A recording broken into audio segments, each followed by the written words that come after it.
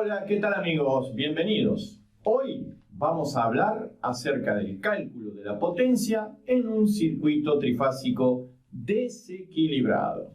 Bien, aquí tenemos el planteo de un circuito trifásico conectado en este caso en estrella. Tenemos las tres líneas de alimentación a las que llamamos L1, L2, L3. En otras ocasiones les hemos llamado RST o A, B y C. Eso es relativo. Hoy decidimos llamarle L1, L2, L3 y N es el conductor neutro. A su vez, tenemos tres impedancias, Z1, Z3 y Z2, las cuales son diferentes en módulo y o en ángulo para que se cumpla el desequilibrio de este circuito. Los datos que tenemos son la tensión de línea, 415,69 voltios, y las intensidades de línea, que son 55 amperes con un ángulo, con un coseno de 0,5, 70 amperes con un coseno de 0,6 y 30 amperes con un coseno de 0,8. Cuando hablamos de coseno de phi, nos referimos al coseno del ángulo de desfasaje entre la tensión de fase y la intensidad también de fase. Planteamos un circuito estrella, podríamos haber planteado uno en triángulo también, pero bueno, vamos a resolverlo. Lo que queremos hacer es calcular la potencia por fase y la potencia total. Entonces, lo que haremos será lo siguiente. Primero vamos a determinar el valor de la tensión de fase. Como es un circuito estrella, será tensión de línea sobre raíz de 3. O sea, 415,69 sobre raíz de 3, lo que nos da 240 volts. Ese es el valor de la tensión de fase. Es decir, la tensión comprendida entre cualquiera de los tres conductores de fase y el neutro, ¿sí? Esta es la tensión de fase, la tensión a la que están sometidas cada una de las tres impedancias del circuito. Bueno, una vez que tenemos la tensión, podemos calcular la potencia aparente en la fase 1, hacia aquí, en Z1. Esto es tensión de fase por intensidad de fase, ¿sí? O sea que esto nos va a dar 240, que es la tensión de fase, por 55, que son los amperios de la fase 1, y esto será 13.200 volt ampere. Esta es la potencia aparente de la fase 1. Vamos a ver entonces cuál es el ángulo de desfasaje, porque el coseno de phi en la fase 1 es 0,5. Esto quiere decir que el ángulo phi en la fase 1 es igual a 60 grados. Quiere decir que esta impedancia S1 yo la puedo representar como 13.200 ángulo 60 grados. Este es el valor de la potencia aparente expresado en forma polar. Esto lo paso a rectangular y me está dando 6.600 más 11.431,54 J. Atención porque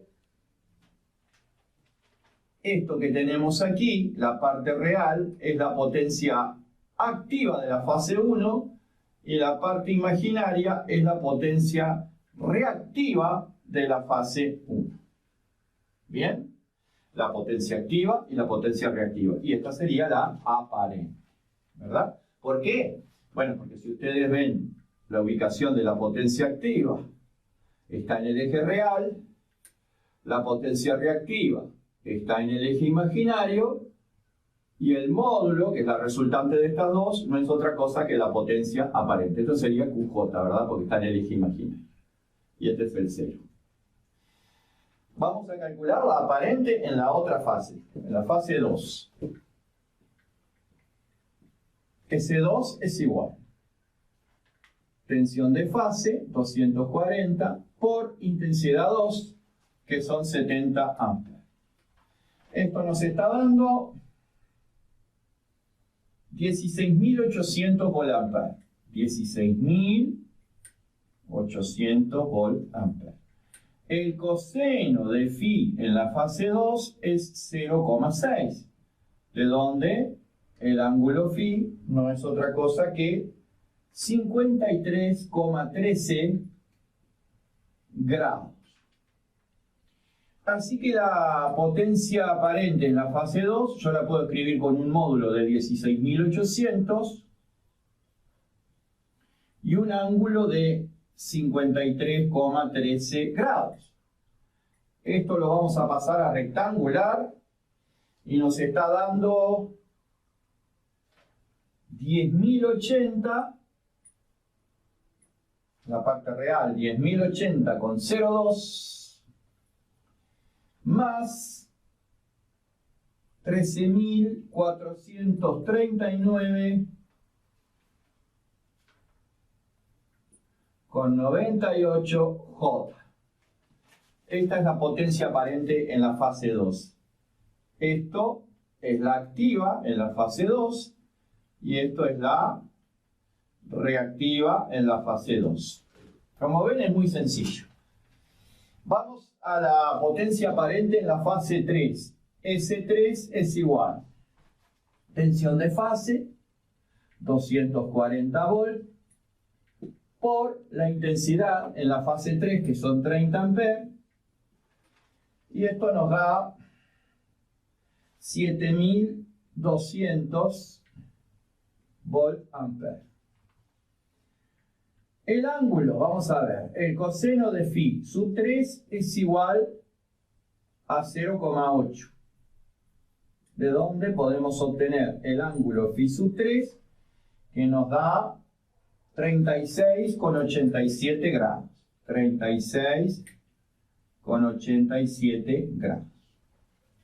Quiere decir que la potencia en la fase 3 se puede escribir como 7.200, ángulo 36,87 grados. Esto pasado a rectangular nos está dando 5.759. 5.759 con 99 más 4.320 con 0,1 J. Acá tenemos la potencia activa, que es la parte real, en la fase 3, y acá tenemos la potencia reactiva, que es la parte imaginaria, en la fase 3. Bien, ahora que ya hemos calculado las potencias por fase, vamos a calcular las potencias totales o potencias del sistema trifásico. Vamos a anotar por acá los resultados que teníamos. S1 lo teníamos expresado en forma rectangular, era 6.600 más 11.431,54 J. La potencia aparente 2 era 10.080 con 0,2 más 13.439 con 98 J. La potencia aparente 3 era 5.759 con 99 más 4.320 con 0,1 J.